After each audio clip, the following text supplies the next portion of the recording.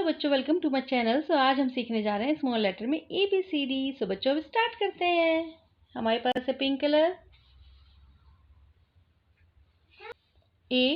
A for apple, B for ball, C for cat, D for dog, E for elephant, F for fish, G for girl.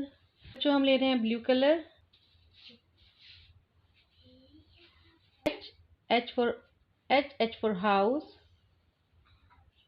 I for ice cream, J for joker, K for kite, L for lion, M for monkey, N for net, O for owl, P for piano, Q for queen, R for red, S for star, T for tomato, U for umbrella। अब बच्चों हम लेंगे yellow colour.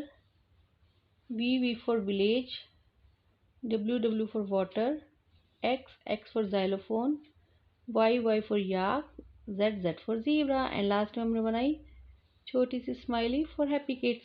सो बच्चों आज हमने क्या सीखा? हमने सीखा ABCDEFGHIJKLMNOPQRSTUVWXYZ एंड लास्ट में स्माइली फॉर हैप्पी किड्स। तो बच्चों वीडियो पसंद आई तो please subscribe my channel, like my video. हम मिलते हैं नेक्स्ट वीडियो में। Till then bye.